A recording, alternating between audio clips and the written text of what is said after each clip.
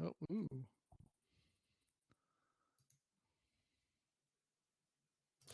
Welcome to Make Your Marketing Podcast. I'm Pia Larson, your host. And today I have Karl Pontau. Is that right, Karl? Pontau. Pontau. Darn it. I thought I was going to get it right out of the gate. Pontau. He's the owner of Squash and Stretch Productions. And we're going to talk about that name because that's intriguing to me. And he and his team create stories using custom animated content. So this is going to be a fun one. We're going to kind of pick his brain. And then he actually did an assessment on Fingerprint Marketing, my agency outside Seattle. And I'm curious to see how I scored. So welcome to the show. Thanks for having me here. Yeah, awesome. So I always like to get a little background for people who don't know you. I'm really curious what inspired you to start getting into animation. Was it at a younger age, or was it something like you just kind of took up recently? Or Well, we might not be surprised to hear that I have a story about why I started my company, which will inform the how and the what that we do. So yes, please share. Yes, awesome. Please share. I love stories. Yes. So I've been an artist my entire life. I grew up drawing, painting, sculpting, big Legos kid. And I got my passion for storytelling from my dad. He's a really good storyteller. And I knew I wanted to study animation when I saw the first Toy Story film. I was like, ooh, I got to do that. That's so cool.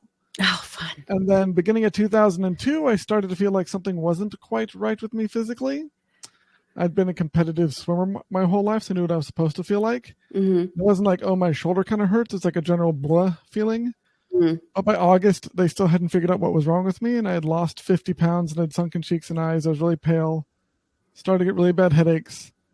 So my parents took me for an MRI at a hospital a little ways north where we live, and we were waiting around for another appointment when my pediatrician called and said he was going to drive up from another hospital to come talk with us. Uh-oh. And we saw him walking up with this big envelope in his hands. You could tell he'd been crying, and he brought us into a little side meeting room. And I remember I was sitting knee to knee with him in this big U-shaped chair with really high armrests, kind of leaning forward towards him.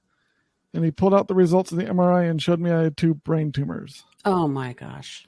And it felt like I got punched in the chest. I actually moved backwards in my chair. And for the next 2 weeks, everything sounded like the adults from Peanuts. Just going to because never had the flu, never broken any major bones, never been stung by a bee. I'm pretty sure I've never been bitten by a mosquito. So to get brain tumor diagnosis at 15 years old was just a complete sucker punch out of nowhere. Wow. But I got so much help from friends and family, and like my high school adjusted my schedule and got me a tutor so I could still graduate on time. And people I barely knew were giving food and gifts and other support. So it really inspired me to want to give back and help as many people as I could, because I'd probably be dead if it wasn't for all the help that I got. And then in undergraduate school, as I was studying animation, there was a big student digital art design competition I participated in with a big screening at the end of like 1,000 people in this big auditorium. I knew maybe 10 people in the room. But when everyone laughed at the joke in my animation, I was like, oh my gosh, it's so cool. I can connect with people and have a bigger impact with animation and storytelling. So after grad school, I started my company, and we tell exceptional stories for exceptional people, helping tech, biotech, and health and wellness companies explain complex concepts, answer common questions, increase revenue, and strengthen their brand presence online. A lot of people think they can explain something just by throwing information at their audience, when really the key is to use that story that puts the information in context and structure. And so by helping people that are working on big problems facing the world, like reversing climate change and renewable energy and battling cancer and preventing Alzheimer's, those big problems, if we can help them accelerate that by helping them tell better stories, then more people in the community get their lives improved, our client's business does better, we get a happy client, everyone wins. It's a way for me to have a bigger positive impact on the world around me, and that's why I do what I do. That's an amazing story. Thanks for sharing. I love that. My 2 sons are very artistic as well. So it's very inspiring that not only were you able to tap into your artistic creative side, but you turned things around. I mean, you created this amazing business that you're talking about big stories that have to be told. Like, these are some big stories that you're helping your clients tell. And it's amazing. I am curious, though. I read a little bit about the name Squash and Stretch, but it's fascinating. Can you kind of expand on why you named it that? So it's an homage to Disney, actually. So when he was putting together the company that's now Walt Disney Studios, which is actually his second business, his first studio failed, which is a testament to not giving up if I ever heard one. But there wasn't really a best practices for animation that had been established back then. So if you look at the content from that time, it's pretty bad by today's standards. Mm. So he sat down with his animation team and they came up with 12 animation principles that if their work was going to be considered good and completed done, they have these 12 aspects to it. And the first on that list is squash and stretch. So if you take any animation 101 class today, the first thing you learn day one is these same 12 principles. The tools have obviously changed a lot, but what makes animation work is still based on these same 12 principles. So it's the homage to the animators who figured out what makes animation work. And then, so it's always fun to talk with other animators because when they see my business name, they go, haha, and everyone else goes, what? Well, that's great because you have a built-in story already, right? Yeah, it helps. Yeah. So who is your inspiration? I'm curious. You mentioned Toy Story when you first saw that. Who else, modern day animators or companies that you're inspired by? I mean, the animation, I think the one thing I love about it is it's a tool for storytelling. I mean, because it's in animation without a great story is just it's worthless or not really as effective. And so I'm really impressed by great storytellers who happen to use animation. So pretty much all the at least the original Pixar films, like some of the sequels are, but all they're amazing how much they put into the story and like the levels of kind of references and stuff that they can do. And so I think the animators that really impress me the most are ones, or like any sort of content, is when it really has a powerful story behind it, which is makes it just really immersive and engaging, and it's part of kind of the human experience to tell and consume stories. And so it's something that I think one of the kind of challenges for people to realize is that stories are not just for films or entertainment. If you're in a business, whether it's B2B or B2C or even like B2G, you're really in an H to H business, which is human to human, because you're trying to influence people's behavior. And because our brains are wired to tell stories and we make decisions based on emotion, as much as we'd like to think of ourselves as thinking beings that feel, we're very much feeling beings that occasionally think. Yeah. And so when it comes to if you're trying to get people to buy your product or invest in your business, then you have to tell stories and really touch on that emotional element. And that's a lot of things that people are kind of missing out on in today's world, because people are focused so much on big data and using a bunch of numbers and stuff, when really it can be helpful, but it's not really what influences decision making as much as a good story. So I love animations and content that tell a good story and make things that are complicated easy to understand. And so that's the sort of the inspiration or references we look for as I'm kind of building my business and the sort of impact I want to have. Yeah. Can you share an example of a really complicated idea that you perhaps helped script and it was just perfect? Like it was just the aha moment after the animation was done.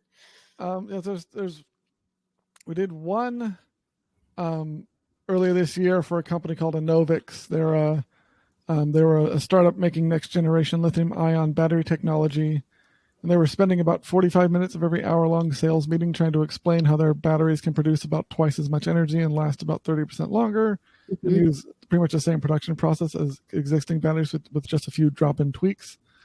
And so they sent us the script, and it was like they had a ton of like jargon, but it was aimed at other battery engineers, so we had to keep some of the jargon, but they had the main point was really buried like halfway down the story. So we help them optimize the story to make it people really want to watch the entire thing. And we created this 2-minute animation, really concisely explain what they were trying to explain, and they added it to the homepage of the website. And like a couple weeks later, they announced they're acquiring a publicly traded company, and the valuation after the merger is like $1.13 billion.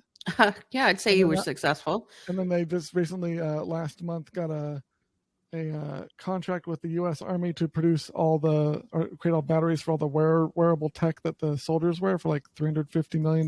So they're so helping them explain that sort of stuff really concisely and show people how it's going to impact everyday life and not just the technical side of things is really helpful. And another one was we got hired by this. There's a nonprofit called Firefighter Air Coalition that makes these and advocates for these. There's like water standpipes in high-rise buildings where firefighters get water. So somewhere for air, where allows firefighters to recharge their air tanks on every third floor. And the San Jose City Council in California was being pressured by some developers to not require that system in their new buildings anymore. And so we were brought on by the Firefighter Air Coalition to create a little animation that explained how the alternatives that were being suggested by the developers were not nearly as good of a solution as using these air standpipe systems. Mm-hmm. And the council ruled in our client's favor. So if we're able to convince city council to do the right thing, then pretty much convince anyone, right? Yeah, so I have so many takeaways from the two stories you just shared. So one of them is that you can definitely save time.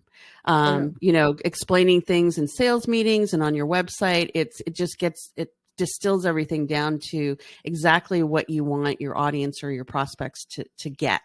And then the other thing is to persuade. Your last story, I love that idea, especially for businesses in highly competitive markets. What makes you all that in a bag of fries? Well, if you can tell me in a 2-minute animation story, then you've already, won the race. So I love that. Can you tell me what, so when I think of animation, for business, I think of explainer videos. Yep. Is that right? Or is it more complex than that?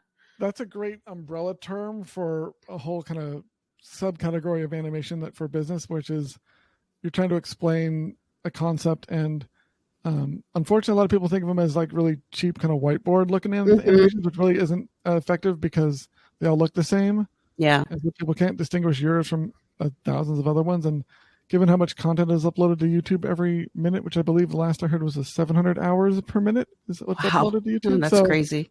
You really need to have something that stands out and is custom for your company and it really appeals to your target audience and has a great story behind it. And so a lot of the cheaper options that people think will work really don't get them the results they want. So they're basically wasting money. So it takes a little bit more of an investment to get a good animation that's actually going to give you that good ROI. But in the long run, it's absolutely worth it because the payoffs, like for attracting new clients and save time and this clarity of the message is absolutely worth it when to help people achieve their goals. And so, and explainer animations can be a lot of things. It could be explaining kind of the product or service, the client experience, telling your own company's story to kind of to build trust and build the brand.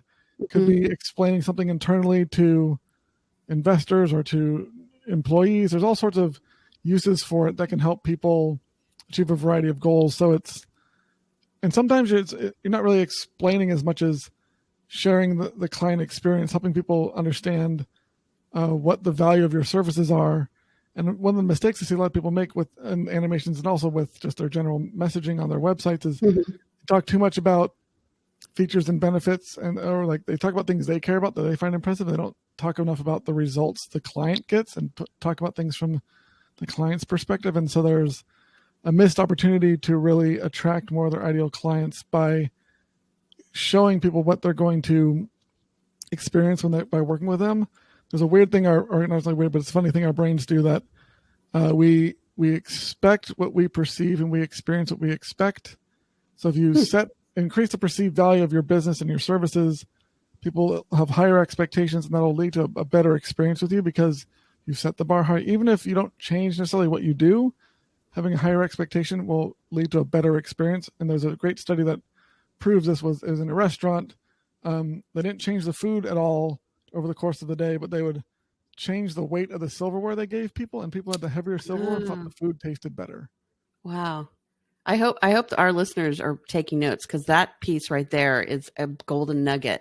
I love that. I asked Karl to look at our website, our agency website, fingerprintmarketing.com, and do an analysis of what is it kind of like where the opportunities are to use storytelling and animation, right? Yeah. So it's basically helping you figure out where you have room for improvement. And so I use, there's a 5 kind of criteria we use to critique people's websites and their messaging. The first one is emotion. How much emotional language is used on the website? How much people can tell how they're going to feel. You understand how they feel before, during, and after working with you. Again, because we make decisions based on emotion, you really need to have that there. The second one is a category I call we versus you. which is how much the copy starts with the words we, us, our, or your business name compared to how much it starts with you, your, or basically how much you're talking about your clients. Mm-hmm. The third one is results. How much do you explain and focus on the results your clients get? And it's not just the results they get from working with you, but what is working with you allowed them to do that they couldn't do before? Because like for an animation, people aren't buying an animation because it's an animation. They're buying it because, or they're investing in it because it allows them to tell a story better, and the story allows them to attract more ideal clients, which allows them to increase revenue and increase profits. So really they're investing in more revenue and more profits. But most companies stop at what they do, which is like just an animation, which is not nearly as compelling and interesting to the clients as, hey, we're going to help you increase your revenue and profits by, it happens to be making animation, but that's what they care about is the results. The fourth one is client experience. There's a great book called The Experience Economy that I highly recommend people check out and read. It basically talks about how as the kind of time goes on, more and more products and even services are getting commoditized, and people want to spend more money on experiences than ever before. Absolutely. And so the more you can, and I think there's a stat I heard from, I'm blanking on where the source is, but it's a few years ago, it was only like 33% of companies competed on client experience, and now it's up to 66%. So the main differentiator between them and their competition is the client experience they provide. And so if you're trying to avoid your business being commoditized and your service being commoditized, the more you can make an experience around what your clients, how they interact with you, how you message them, all sorts of things you can do depending on what your business does to make it an experience and charge for the experience, not just the service or the product. Mm-hmm. The more successful your business is going to be in the long run. So we kind of make sure people are communicating that client experience part in their messaging. And the final one is conflict, which is one that most people have a lot of companies have trouble touching on. You don't want to go too much into it because you don't want to be kind of fear mongering or super negative, but people need to understand what challenges you're helping them overcome, what they're struggling with, and kind of as part of showing you that they understand what they're feeling, what they're struggling with, what their situation is. Mm-hmm. You basically also have to explain kind of some of the risks. What are they risking by not working with you? Yeah. And so even though it seems like you're kind of fear mongering or negative, it's a essential part of getting people to work with you and agree to your offers, because there's our brains again we put a lot more weight on loss than gain, which is why if you go to like Vegas, is usually you stand to win 3 times what you bet, because if it was 1-1, you'd never make that bet, because in your brain losing $100 is worth a lot more to you than winning $100. Mm-hmm. So that's what I've heard. That you want to talk a little bit about the conflict. What are people struggling with? What do you solve for people, and what do they risk if they don't work with you? And then go on to the rest of the other, like the more positive toned stuff. But just you need to touch on a little bit so people realize that a little bit will go a long way. It's not like you don't want to over salt your meal, but a little bit of salt makes it taste really good. So you're going to salt your story with a little bit of conflict and the risks of not working with you, and that it can go a long way. So for your website, hopefully no one's surprised that you scored really, really well. Oh, thank God. So each one of these I grade from 0 to 5. And so the total score is out of 25. So on the emotional aspect of it, you got a 4 out of 5. I love the conversational tone throughout the site, and it really shows your character just through the business, and kind of gives people a sense of how they're feel when they're working with you, and just it's not going to be super like rigid and by the book sort of stuff. You have a sense of humor, and I love all the little like things in parentheses and kind of asides throughout your the copy. But like one thing you could include is so how do people usually feel when they first meet you, when they come to you and they're worried about their website or their marketing? How do they usually feel when they're talking with you for the first time? Overwhelmed. Mm-hmm. Overwhelmed and don't know where to start. Yeah. And so how do they feel while they're working with you? Relaxed and just kind of a big sigh. And finally I found a trusted advisor and guide, and basically, here, take everything off my plate. That literally, that's what, these are some of the words that we have been given. Yeah. Then how do they feel after they work with you? Proud and inspired to grow. That's awesome. Yeah. So having a little bit of language about that on your website, and so basically saying you understand that you guys are overwhelmed and feeling stressed and all that sort of stuff, just to get people that will connect with that feeling, and then explaining how they're going to feel like as you're talking about the services. There's a little blurb in there about here's how you're going to feel. It could go a long way to attracting more people. And then on the next one, we versus you got a 4.5.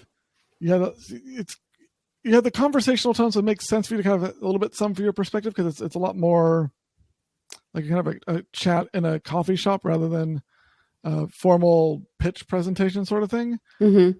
But there's still probably a couple places where you could retweak the copy so it starts with you or your, and makes it really put the focus on the clients and not necessarily on you. But for the most part, it was really good. You're much better than most companies are like we, us, our business, and they just talk about themselves.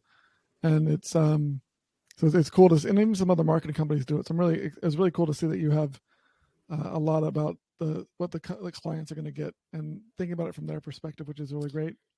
I'm glad to hear that, Karl, because I was a little nervous because this is the first I'm hearing about your results in the audit. So to the audience, I'm over here sweating. I'm like, I hope my marketing company is doing this correctly. Yeah. So I've seen a lot of marketing company websites, and they kind of, it's like cobbler has bad shoes sort of thing, where it's, yeah. I'm like, oh my gosh, you guys are it hurts. So for results, talking about the results, you got a 4.5 on that one. I think mainly it's because of you have so many testimonials where people talk about at the end how it impacted their business. So to make that a 5, I think you have a couple of spots I saw where you talk about how much like the rankings improved on SEO, and how much there's a lot of jargon and kind of the visitors and site traffic and stuff that I can tell you care about and your team looks at. Yeah. You're going to replace that bullet point with those bulleted lists when you're talking about like a case study, and say they had like 2 times the revenue like over the next like quarter, or like talk about you can take it one step further. What did those increase in those stats do for the client's business? Okay. To attracting more of their ideal clients, like have their sales process, like the time was halved, or they doubled their like profit margin over the next, like talk about the actual results of the business. Like what people go, oh my gosh, I want that more than, I want like 4,000 more views on my website. I think taking it to the show that results will be how you easily get a 5 there. So you're really close on that one. Client experience, you got a 3.75. Most people don't think about it. So I think explaining more again, like walk people through the entire kind of story of working with you. So you're going to tell them all the steps involved with, like, if there's they're kind of, I'm sure you do like some research and going to gather information about their business and what their goals are, like a discovery phase. There's like a planning phase, and then there's some reviews of the planning and implementing and whatever. And I'm sure because you do so many things, getting a separate one for each, but showing people like what to expect and how long it's going to take, and just what they'll need to have ready at each phase, and really lay that out for them. And then again, and sprinkling some emotional language in throughout will be a great way to help people realize why they want to work with you, and compared to some other company, which they don't really know what the experience will be like. Yeah. So again, increasing the perceived value of working with you and setting expectations will improve the client experience. And you don't have to necessarily do anything different than you're already doing, but just lay it out for them, and that'll improve people's experience, because they'll know what's happening, and they'll kind of know what to expect. So I'm so glad you uncovered that, because it's interesting. When we do work with people, we hold their hands a lot, and we over communicate, and it sounds like we have some great opportunity to share that, and to really get them to see that before they even pick up the phone or schedule a discovery call. So thank you. Yeah, because I mean, it's because of Google sets like what the SEO algorithm, how it works, and so you can't go.